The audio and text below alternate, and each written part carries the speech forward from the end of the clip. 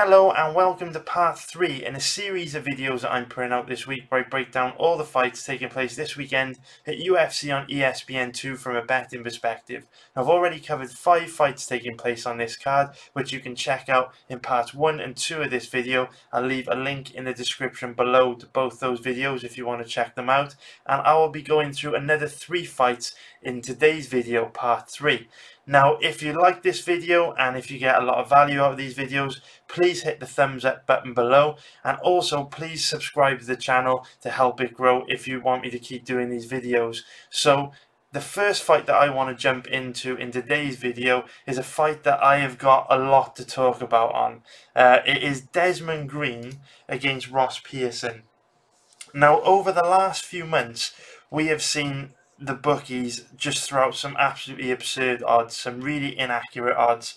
You know, since the beginning of the year, we've hit a lot of underdog winners on Shek Congo, Jorge Masvidal, Thiago Alves, Andre Fili, Mike Grundy, Saparbek Safarov, Formiga, and Diego Sanchez. These are all underdog bets that we've hit this year, and I don't know if we're going to hit another underdog bet on this card, but I would certainly say that the odds on this fight between Ross Pearson and Des Green are very inaccurate. And let me show you what I mean. Straight away, let's jump into talking about the odds.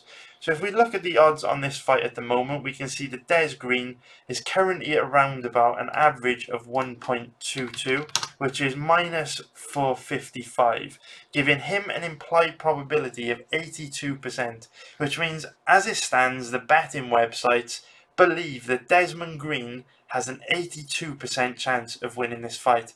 And I can tell you categorically, whether Ross Pearson wins this fight or loses this fight is irrelevant. These odds are way off. This fight is much closer than the odds suggest.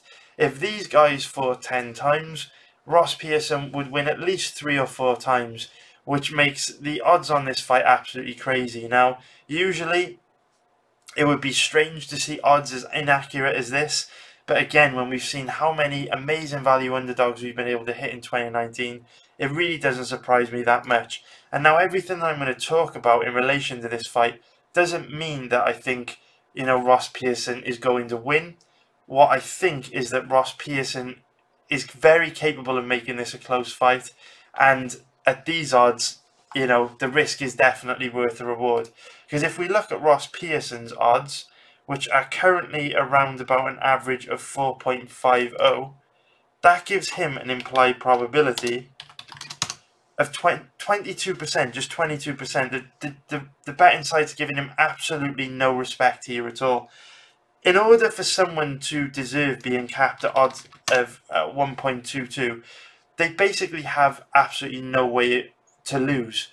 And if you just take an hour out of your day to go and watch, you know, some of Ross Pearson's fights and some of Desmond Green's recent fights, you'll see that that's simply not the case. I mean, if we look at their records, both guys have been struggling recently. Des Green's gone 1-3 in his last 4 fights, and again, there's no shame in losing to any of the guys that Desmond Green has lost to. But when you look at, you know, his past, 1, 2, 3, 4, 5, 6, 7, 8 of his last 8 fights have gone the distance, and he's also been involved in a couple of close fights. He only won a split decision against Josh Emmett, and he only squeaked by Martin Brown with a majority decision win. If we look at Ross Pearson's record, he's also a bit of a decision machine. The vast majority of his fights in the UFC, you know, his 25 fights in the UFC have gone the distance, and we can see that in his last 6 fights, he's gone 1-5. But again, he's been losing to tough guys. No shame in losing to any of these guys. So the real question here is, how could the bookies have capped this fight so inaccurately? I guess that's what you really want me to answer, because, you know, it doesn't really take you long if you go onto Twitter or start reading some articles from the MMA media to see people writing Ross Pearson off, not really giving him any chance in this fight, you know, not really giving him any chance of winning any of his fights over the last few years, to be honest with you.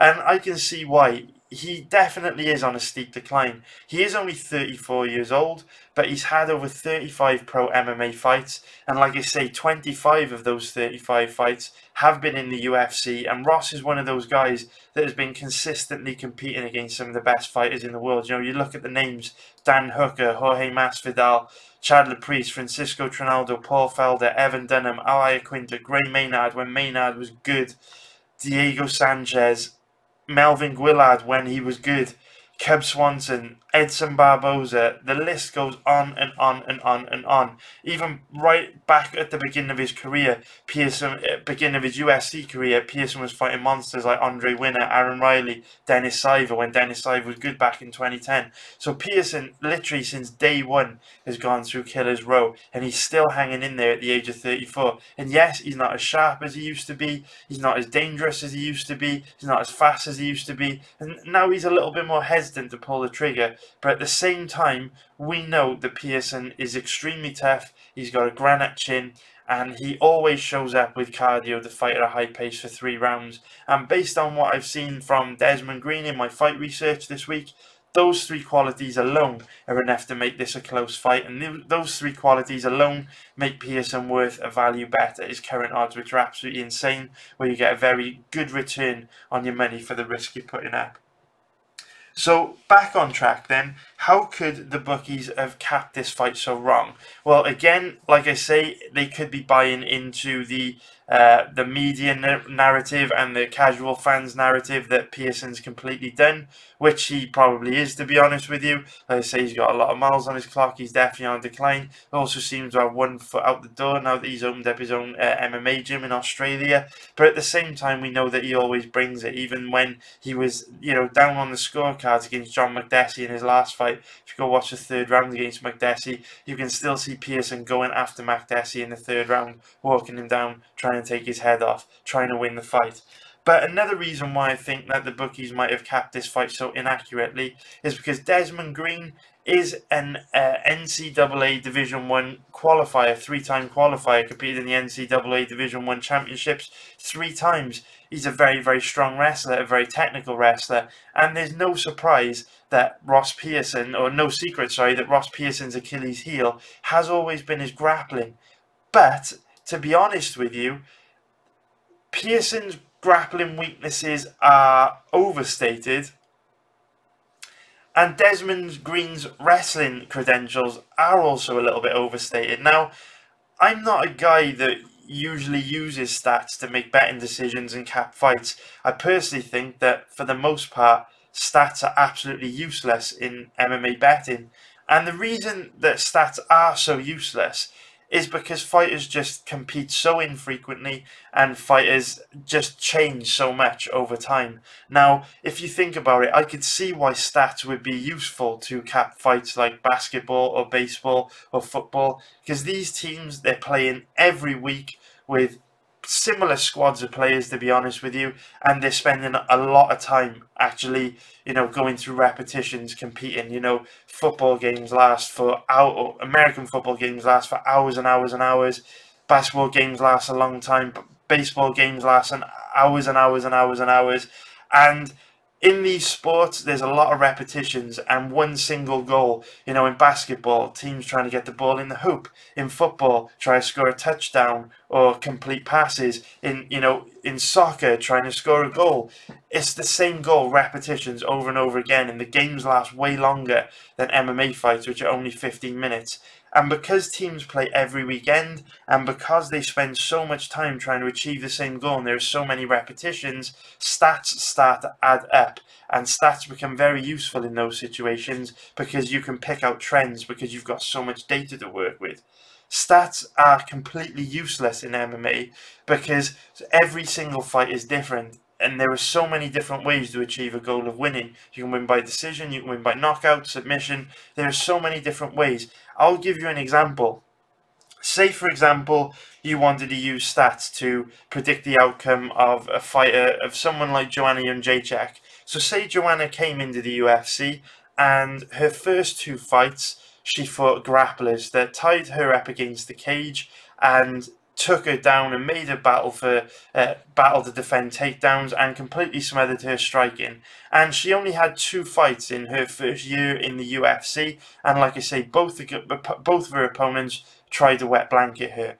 Now, her significant strike numbers are going to be very, very low because her opponent completely smothered her and wet blanketed her.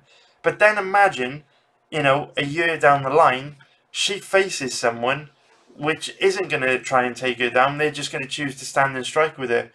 Her strikes landed per minute might be, 7 or 8 strikes per minute, whereas when she's getting wet blanketed, it might only be 1 or 2 strikes per minute. And you could base an opinion on, looking at stats, which don't tell the whole story, because styles make fights in MMA. Every fight is completely different. Every style's different, and there's so many different factors to take into consideration when trying to interpret stats. So for the most part, stats are completely useless. Also, fighters are on a continual journey of self-improvement. So are athletes in any sport. So are sports teams. But when a team is playing every week in like baseball, hockey, football, how much can they really improve in a week? Not that much. Whereas a fighter, if they don't fight for 3 months or 6 months or a year, they can improve a hell of a lot. So you might be evaluating them based on stats that were accrued during fights, where that data is completely useless now because a fighter's developed a whole new set of skills. I mean, look at Mark Diakiese. If you would judge Mark Diakiese based on stats going into that Joe Duffy fight, you would have been looking at a completely different guy. Against Duffy, he showed a very good, well-rounded set of skills. Good pacing, good cardio, very technical striking, maintained a high volume of strikes per round that he landed. Whereas if you look back at his earlier fights in the UFC, he had poor cardio, very low output in rounds 2 and 3, bad takedown defense, low-level ground game. It's a completely different guy. So stats, for the most part, are useless. However, the rare occasion when they are useful is when you are looking at a guy like Ross Pearson, who has spent a hell of a lot of time in the cage, has had a hell of a lot of fights in the UFC. So that data actually starts to mean something because there's so many minutes spent in the cage where we're collating data, rather than fighters who are, haven't fought that frequently, haven't fought that many times in UFC, and are going to be developing. With Ross Pearson, we've seen all his development now at 34 years old. He's unlikely to get any better than what we've seen, and he spent so much time in the octagon that these stats here can give us a pretty good idea of what to expect from him. So to get back on track, to bring this back to the point that I was trying to make, Desmond Green, 3-time NCAA Division I qualifier, sold as a high-level grappler. But the stats don't tell the whole story with him. I will get into that. But I think the stats are useful for Pearson. Pearson's grappling has always been his kind of his Achilles heel. But as you can see here, in 25 fights in the UFC, consistently competing against some of the best fighters in the world, Ross Pearson has actually defended 75% of all takedowns, which is extremely impressive. And that's significant because if we look at Desmond Green, he only averages 1 takedown per 15 minutes. So that's Green only shoots, on average, 1 takedown per fight. Even crazier than that is that his success rate at actually landing those takedowns is only 35%. So the crazy thing about this is we have an NCAA Division I level wrestler who not only barely shoots a takedown, but when he does shoot a takedown, he very rarely manages to complete it, which is very interesting. So have the bookies looked at this fight and seen Desmond Green with a high-level pedigree in wrestling, and Ross Pearson, a British fighter who's historically struggled against grapplers, and just thought automatically that Green's going to have a huge advantage here, and then they bought into the casual fans and the media hype that Pearson's done. They put 2 and 2 together and determined that Desmond Green should be a massive favourite who has almost no chance of losing. Is that what they've looked at here? Because what these stats mean for Desmond Green, if we look at Desmond Green's record, his last 1, 2, 3, 4, 5, 6, 7, 8 fights have gone the distance. And those stats that I just showed you are accrued from his 5 fights in the UFC, which have all gone the distance. So against these 5 opponents, he has spent a total of 15 rounds in the octagon, and yet he's only shot 5 takedowns in that time. Now that sounds a little bit crazy, right? But there is a reason why Desmond Green doesn't actually shoot that many takedowns and why he doesn't actually use his wrestling that much. And the reason being is that it's kind of crazy, but for whatever reason, Desmond Green does not have the cardio to grapple. Every single time in any of his fights dating back to Titan FC, where we have seen Desmond Green go to his wrestling, he is gassed bad and gassed fast. So the reason why you never see Green shoot for takedowns is because he knows he doesn't have the cardio to grind on his opponents for 15 minutes. Which is why in this fight, unless Desmond Green shows up with, a completely new set of lungs and cardio that we've never seen from him in the past, I'm not worried about Desmond Green's wrestling at all. Because not only is Ross Pearson difficult to take down with his 75% takedown defense, but he's also incredibly difficult to hold down. Ross Pearson does an excellent job of quickly popping back up to his feet when he gets taken down. Pearson also has excellent submission defense. We look at his record. Dare I say that he's never been submitted. Submitted once by Cole Miller there. So, yeah, in 35 pro fights, Ross Pearson's only ever lost a fight once by submission to Cole Miller, which is extremely impressive when you look at the names on his record, the guys that he has been competing against. So I'm not worried about Desmond Green's wrestling at all. I believe this fight is going to take place standing. So what happens if it does stay standing? What chances does Pearson have of winning this fight? Well, to answer your question, I think Pearson's got quite a good chance of winning this fight if it stays standing, to be honest with you. Desmond Green is one of those guys that's not particularly dangerous standing at all. Kind of likes to play the role of matador, likes to stay on the outside and counter-strike, but kind of throws poor in shots, range-finding shots that don't really land with that much impact. Desmond Green's not really dangerous at all when it comes to striking. But one thing that is strange about Desmond Green is that he appears to have shockingly bad cardio when he goes to his wrestling and grappling. He tends to gas out very fast when he tries to wrestle his opponents. But when he strikes and looks to fight in kickboxing range, even if he's using a lot of energy fighting on the outside, he tends to have good cardio. It's really bizarre. What I'm trying to say is, if a fight stays standing, Green's cardio is pretty good. If he uses wrestling, it's shocking. And you'd expect it to be the other way around, because you always hear, veterans say that, a wrestler can wrestle for 10 rounds as long as he's wrestling, and a striker can strike for 10 rounds as long as he's striking. As soon as you make the wrestler strike and the striker wrestle, they get tired faster because they're using parts of their body and muscles that they're not used to using, that cause them to gas out faster. But it's actually the complete opposite with Desmond Green. He's an NCAA Division 1 level guy with shockingly bad cardio for grappling but decent cardio for kickboxing. Don't know what that's all about, but that's what I've observed in my fight research. So if it stays standing, I expect to see Desmond Green on the outside, playing the role of matador, chipping away at Pearson as Pearson comes forward. Now, that's kind of a big deal, because Pearson has historically struggled against guys that counter-strike and refuse to stand in boxing range and engage with him.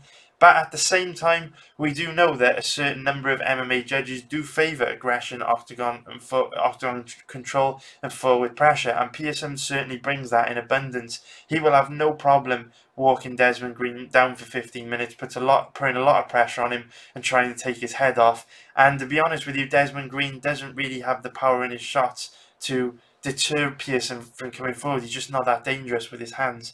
Now, one thing I will say about Desmond Green is he's not particularly dangerous offensively when it comes to striking, but he is excellent defensively. He's very hard to hit, very elusive, and I do anticipate that that is going to give Pearson some problems.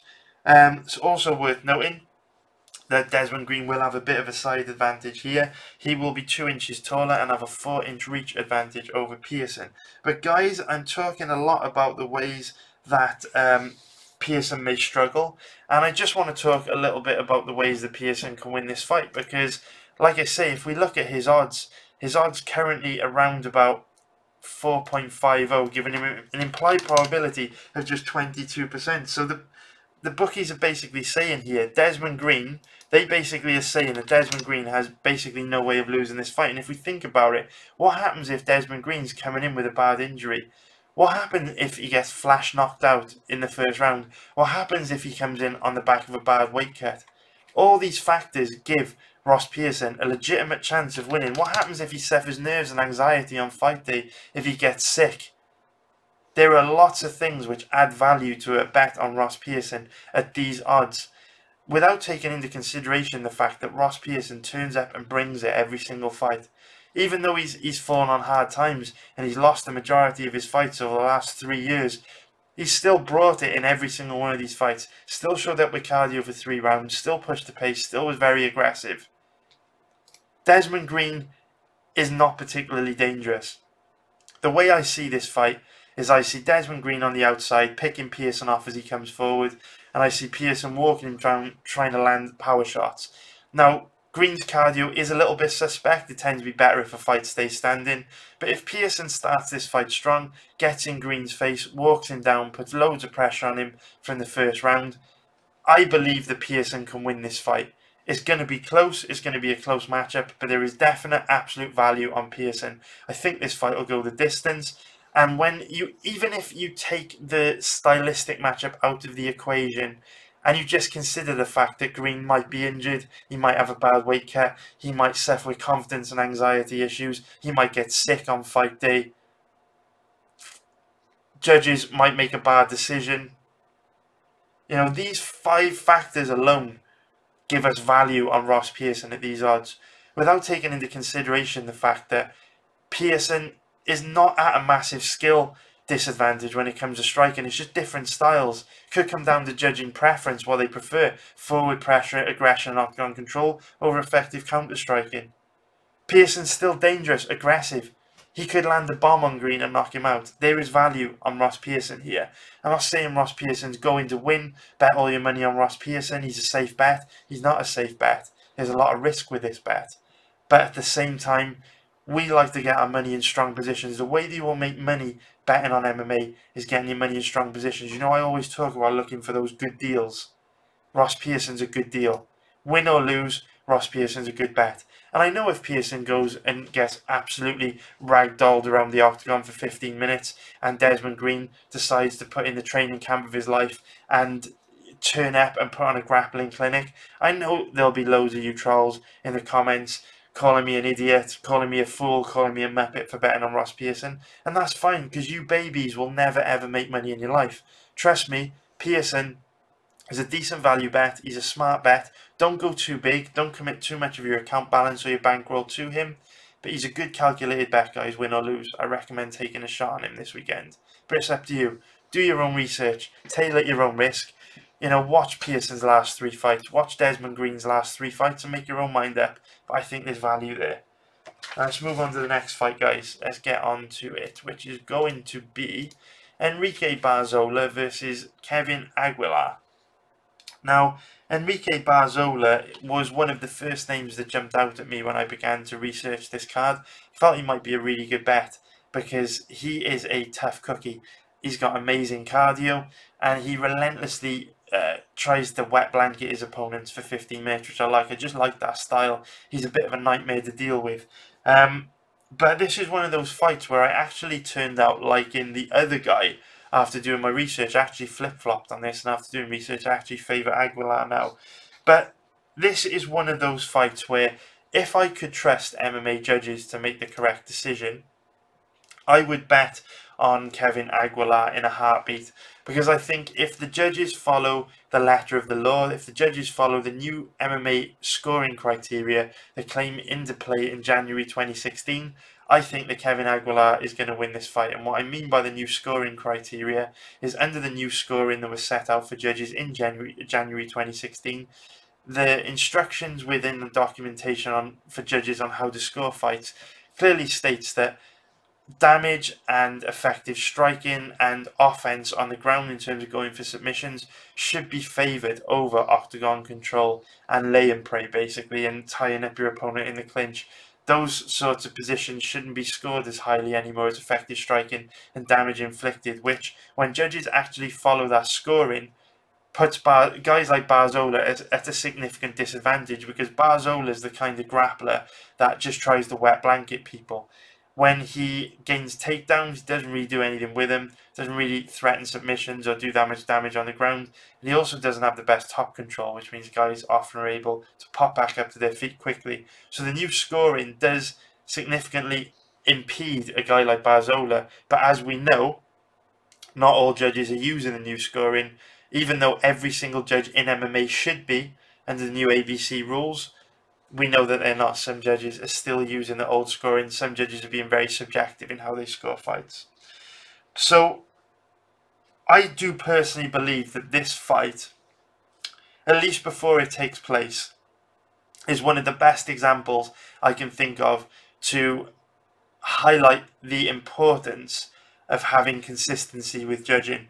Because we've got a lot of examples over the last few weeks as to how some recent fights could be scored in two different ways, depending on whether you're using the old scoring criteria or the new.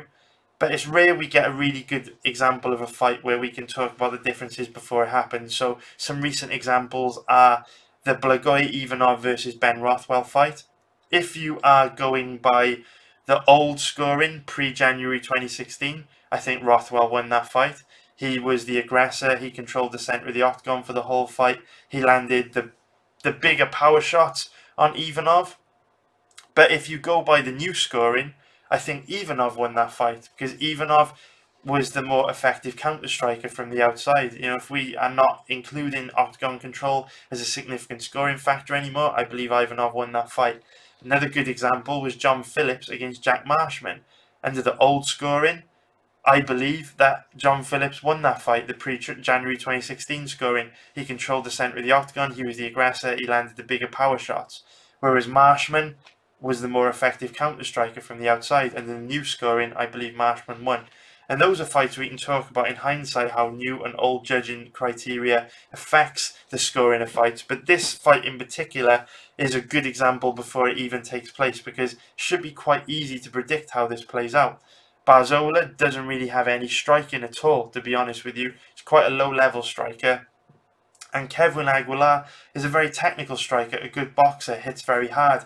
He's also got an enormous reach. He's got an abnormal reach for his wingspan and body type, to be honest with you. He's actually got monkey arms. He is only 5'7", and yet he's got a massive 74-inch reach compared to Enrique Barzola, who's the same height, who's only got a 67-inch reach. So Aguilar will actually have a 7-inch reach advantage in this fight, which is insane considering he's the same height as Barzola. That gives Aguilar a huge advantage in terms of defending takedowns. He can use his wide wingspan to prevent Barzola from gaining control of his body and locking his hands together. It'll also make it easier for Aguilar to post and stand back up if he does get taken down. And obviously, it's pretty self-explanatory that striking, he's going to have a big advantage, because not only is he a much better boxer than Barzola, a much more technical striker, but if two guys, use this example a lot, if two guys get into a stick fight and one guy's got a longer stick, the guy with the longer stick's got a huge advantage, and that's pretty much how a reach advantage plays out as well. But back to the scoring issue, if we were to look at this fight and if we were looking at this fight, right, so if we're trying to cap this fight and we were confident that the judges that were judging this fight would use the old scoring criteria, Barzola's the bet here. 100% Barzola's the right bet, because Kevin Aguilar's got okay takedown defense, but it's not completely bulletproof, and Barzola's got the cardio and the technique to hit multiple takedowns on Aguilar in every round and wet blanket him against the cage for a good portion of the fight. 100%. If we're using the old scoring where octagon control and takedowns are a significant factor, Barzola all day here. I would bet Barzola in a heartbeat. However, under the new scoring, where takedowns aren't really supposed to be scored that highly unless you attack with submissions when you're on the ground or do significant damage with ground and pound or pass your opponent's guard, well, Barzola's going to struggle, because when Barzola does get takedowns, he doesn't really threaten submissions, doesn't really do that much damage, and because he's quite a small guy, doesn't really have a very heavy top game either, so his opponents often pop back to their feet quite quickly. So under the new scoring, you've got to favour Aguilar, because Aguilar is definitely going to win the striking exchange in this fight. There's no question about that. Probably going to inflict more damage as well, because he's got a massive reach advantage, and Barzola's striking defense isn't great. And I mean, that's pretty much where it comes down to, guys. Old scoring, Barzola, octagon control, takedowns, wrestling. New scoring, Kevin Aguilar, effective striking, damage inflicted. So it's a tough one, because if we look at the odds on this fight, Enrique Barzola is currently around about an average of 1.87, giving him, so that's a minus 115 odds for an implied probability of 53%. Kevin Aguilar, his odds are roughly around about an average of 2.0, which is plus 100, giving him an implied probability of 50%. So this is basically a 50-50 fight in the eyes of the bookies, and where I think the odds are way off in the Pearson versus Desmond Green fight. If you've watched part 1 and 2 of this video, which I'll link in the description below, I've spoken about how I feel the odds are accurate on many of these fights on this card. I feel like the bookies have done a great job setting the odds on most of the fights on this card, and I think they've done another great job with this fight. I think the odds are bang on. We don't know what the judges are going to favour on Saturday night. What I would say is that in 2019, I think the judges have been excellent. I think generally speaking, the judging in 2019 has been phenomenal. The best run of judging we've seen in a very long time, because I feel for the first time in a long time we've had consistency. I feel like in 2019, almost every UFC event we've had this year has been, we've seen the fights consistently judged using the new judging criteria which came in January 2016. Last year, particularly the second half of last year, it was chaos. The criteria judges were using would even change from one fight to the next on the same card. It was chaos. Whereas this year, they've been leaning more heavily towards the new scoring. But we don't know. We absolutely don't know. There's not enough consistency in MMA judging yet to feel confident that they will use the new scoring in this fight. If I felt confident they would use the new scoring, I would bet Aguilar in a heartbeat. But because I can't trust MMA judges in this coin flip situation, I would recommend passing. On to the next fight, guys. Let's get into it. It's a fight that a lot of people are interested in, I think. It is Josh Emmett against Michael Johnson. So Josh Emmett is coming into this fight on the back of a just over a 1-year layoff after suffering a devastating KO loss to Jeremy Stephens. And because of that KO loss, Josh Emmett suffered some pretty horrendous injuries. And to be honest with you, I sit at this very desk, at this computer, and I watch at least 7 or 8 hours of fight footage every day, apart from Sundays where I have a family day. And apart from, obviously, when there are no UFC events, which is next week, and I can't fucking wait for a week off. I'm going to look forward to having a week off, as this month has been murder. It's been very, very busy. But, what was I saying? It's very late. It's 5 AM. Because I'm adjusting my sleep cycle, because UFC events start very late over here. I think this weekend's UFC starts at like 9 PM, so it'll run through to like 3 or 4 AM. So I always adjust my sleep cycle on a Thursday going into Friday, from Friday going into Saturday, where I stay up really late so that I can basically sleep in late on fight day on Saturday, so that when I'm live betting the UFC fights, I'm still fresh. My mind is still firing on all cylinders. My brain's still firing on all cylinders and working properly, because I will have slept in late. So it'll be like a regular work day for me, rather than getting up like 10 AM and then having to wait all day until 9 PM when the event starts. And then by the time the event starts, I want to go to bed and I'm tired, and my brain doesn't work properly, and we try and make money in live betting and end up losing thousands because I'm tired. No, we crush it because I adjust my sleep cycles on a Thursday to make sure that by the time Saturday comes, I'm ready to fucking go. My sleep cycle is I'm in the zone and ready to crush the bookies in live betting. But because it is 5 AM, I am rambling a little bit, so I apologise. Let me get back on track.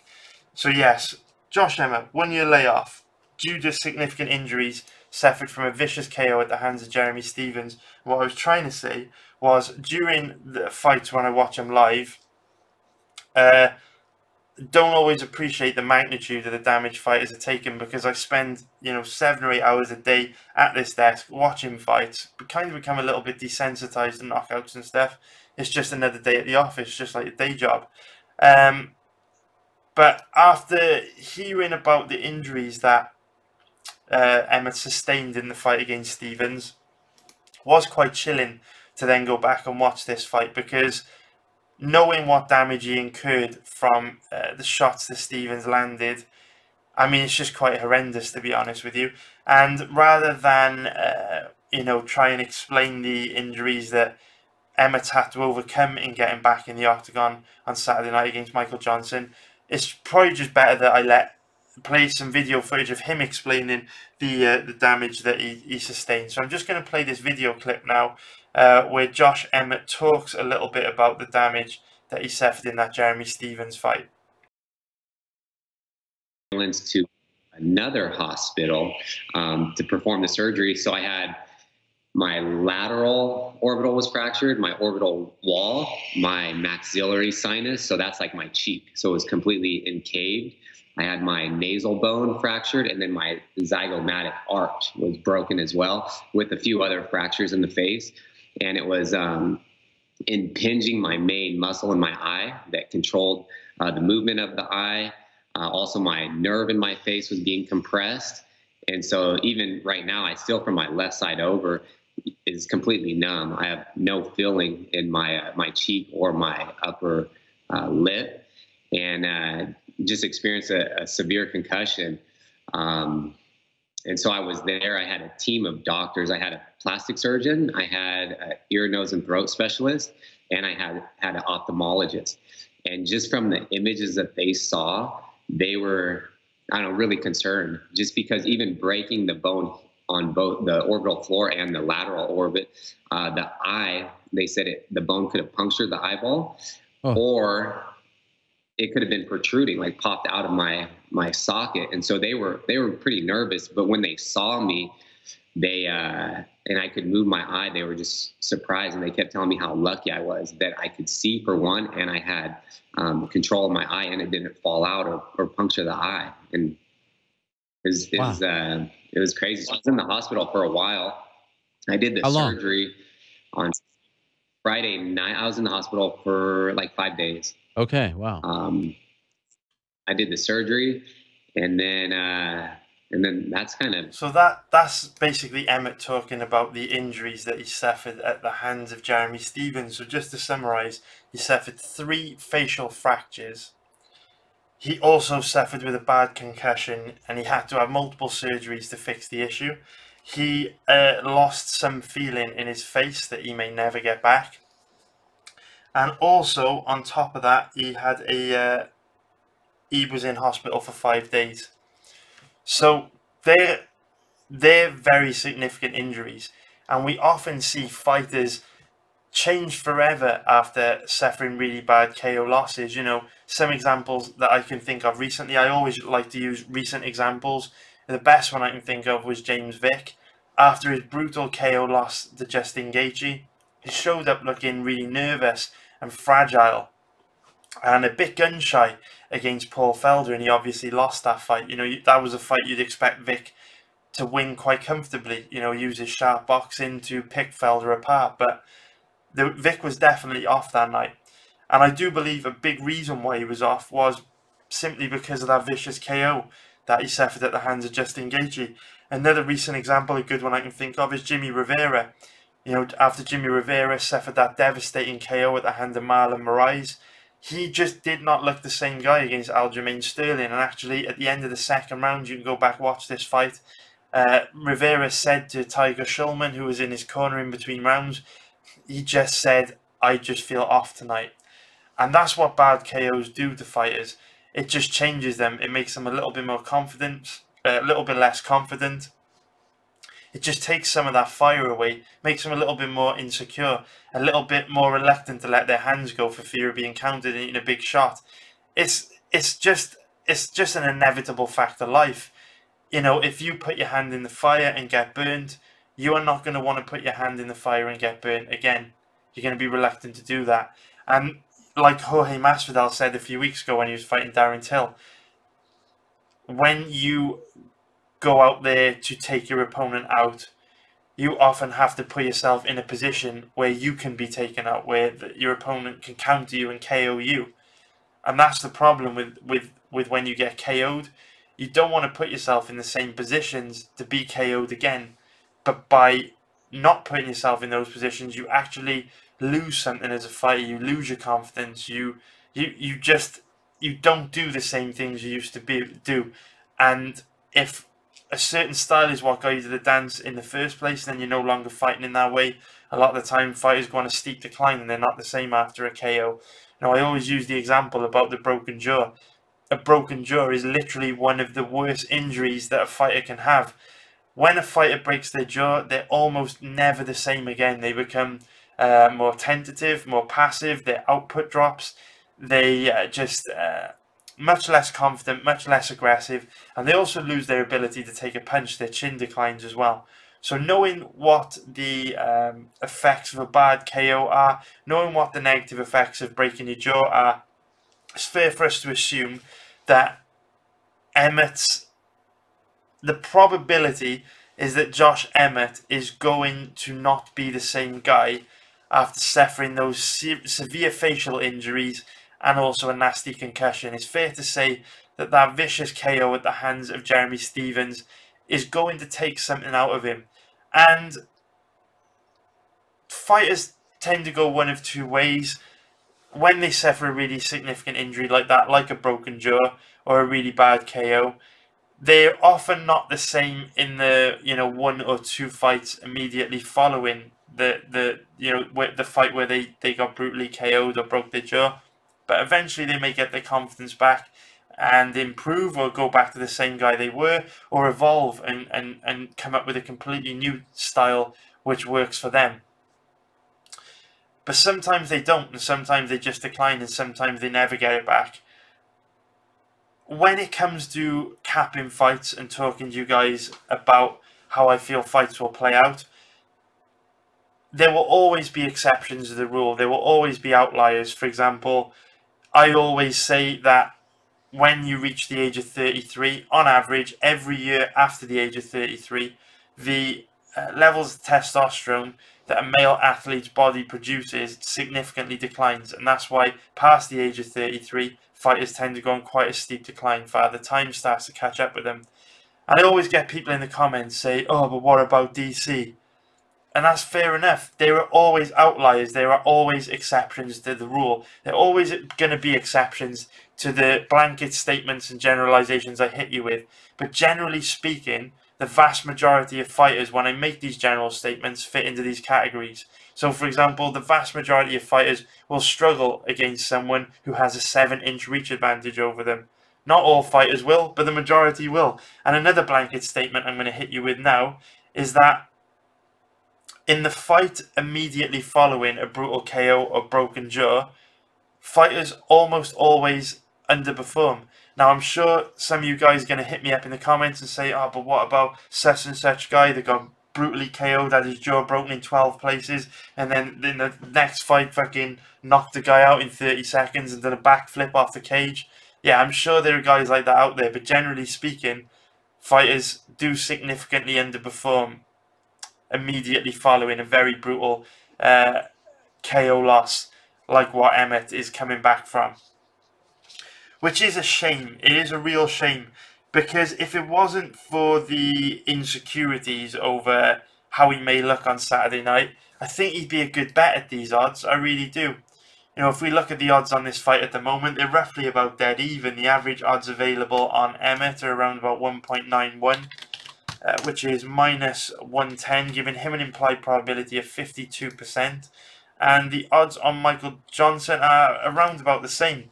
So the bookies, again, pretty much capping this fight as 50-50. And I can see where they're coming from, because in terms of skills, I do favour Emmett in this fight, just because Michael Johnson's looked quite underwhelming to me since dropping down to featherweight. So after his loss to Justin Gaethje, he dropped down to featherweight, And to be honest with you, hasn't looked good at all. Put in a really weak performance against Darren Elkins, got taken down and choked out. And looked very, very average against Andre Fili and even Artem Lobov. I mean, it only squeaked by Andre Fili by split decision. And the thing that made MJ great was that MJ was one of these fast, technical southpaws that had reasonably good takedown defense and had the speed and the power to KO you dead at any time. He's very dangerous. He obviously picked up a big win against Dustin Poirier, another big win against Edson Barboza, but that was at lightweight, and I'm not seeing the same explosiveness, the same power, the same sharpness of featherweight. I hate to use the term pillow fists, but at lightweight, MJ had devastating knockout power, really was able to gain respect from his opponents at 155 pounds, but at featherweight just doesn't seem that dangerous. Doesn't seem to hurt his opponents with his hands anymore. He just seems to have lost all his power, and this is one of those fights where it's annoying, to be honest with you, because if MJ had performed at featherweight like he had looked at lightweight, he'd be an amazing bet here, because as we know, Emmett might be lacking some confidence. His output might drop, might be a bit more tentative, passive than usual after coming back from these injuries. But I'm just not sure if MJ's got the skills to really make it count. I'm not sure, because Emmett's got a tricky style of fighting. He is good defensively. He likes to stay on the outside. He's an awkward style. Emmett's got like a blitzing style of fighting, where similar to Macy Barber in many ways, we spoke about in last week's videos, where he likes to be all the way out, all the way in. He's not going to fight you in kickboxing range or boxing range. You'll see him stay on the outside, focus on defense, be really elusive, and then he will blitz you, look to land some fast strikes, some 2-3 punch combo, and then get back out of range. And I'm not sure if MJ's sharp enough or fast enough or dangerous enough to get the better of those exchanges anymore. I mean, it's possible he might be, but just hasn't looked great at featherweight. And one thing that I think could really impact Emmett's fighting style now is that if you go and watch Emmett's fights against Felipe Arantes or Ricardo Lamas or Jeremy Stephens, you'll see that Emmett is one of those guys that did put himself at risk of being finished. And that, to his detriment, is one of the reasons why he got hurt so bad and knocked out so brutally against Jeremy Stephens, is because Emmett is one of those guys that when he comes forward and sits right in the pocket in boxing range and looks to exchange bombs with his opponent, he commits absolutely everything to his punches. He throws his soul, his heart, his spirit, everything he's got into his punches. And obviously when you put yourself in that position to be hit flat-footed, planted your feet, throwing everything you've got into a punch, you are also there in boxing range to be countered. And if MJ showed the same sharpness, the same speed, the same power that he did at lightweight, like I say, I believe he could really punish Emmett in those windows of opportunity and get a KO win here. But he just is not as dangerous at featherweight at all. And I also strongly feel like Emmett's not going to put himself in those positions again. In the Ricardo Lamas fight, it was almost like when he landed the knockout shot on Lamas, it was almost like fastest finger first. They both literally planted their feet in boxing range, 1 foot away from each other, wind bombs, and whoever landed first was going to knock the other guy out. And Emmett landed first and put Lamas away. But to his detriment, that's what cost him against Stephens. I don't know if we're going to see that from Emmett anymore. I have a feeling that after a brutal KO loss than that, Emmett's going to be much more reluctant to put himself in the firing line, and he's going to be way more elusive in this fight, which is going to make this actually an even trickier matchup for MJ, because MJ is not particularly great at closing off the distance of featherweight anymore and landing on his opponent, and when he does land, his strikes aren't really that dangerous anyway. So I do favour Emmett in this fight, guys, because he's got a tricky fighting style, an awkward fighting style, and I don't think Johnson at featherweight is particularly well equipped to make him pay for it. But at the same time, I wouldn't bet Emmett, because who knows what he's going to look like really after suffering all that damage against Jeremy Stephens. So I hope you liked this video, guys. If you do, please hit the thumbs up button below and give me a like. It will help the channel grow a lot. And please also leave a comment. Let me know what you think about the fights I've covered in today's video. Do you agree with me? Do you disagree? And also, please help this channel grow by subscribing. And I will do my best, if we get enough likes on this video, to put out part 4 of this video. And if I don't get part 4 out of this video, I am really sorry. It's just because I'm super busy this week. You can probably see I'm not as energetic in this video. It's 5:30 a.m. now, feeling tired. And it's just because this has been a long, hard couple months since the first week in February. We've had a UFC event almost every single weekend since the first week in February. So it's starting to catch up. I mean, I was starting to feel a bit run down. But next week there's no UFC, so I get a week off to chill and recharge my batteries in time for another flat-out run where we've got an event almost every weekend from like April to July or something crazy like that. I'm not complaining, I absolutely love it, but that's the reason why I am struggling to get all 4 parts of these videos out every week, just because the sheer number of fights that are taking place is just, it's difficult to get through everything and get the videos up. It's just one of those things. What I'm trying to say is, for the next event, which will be April 13th, UFC 236, I will have caught up on all my admin, my errands that I've had to put off, all the stuff I've had to do in real life. I will have caught up on everything. I will get ahead again in my research, and I should easily be able to start banging out 4 videos a week, parts 1, 2, 3, and 4 of these betting videos. So if you're still listening, thanks for listening to me ramble. I'm sure this has been a really long video because I'm super tired and I'm losing my voice and I feel like I've said a lot. But yeah, hit the thumbs up button, guys. Please subscribe. I love you very much, and I will try my best to get part 4 out as soon as possible. So take care. I will speak to you soon.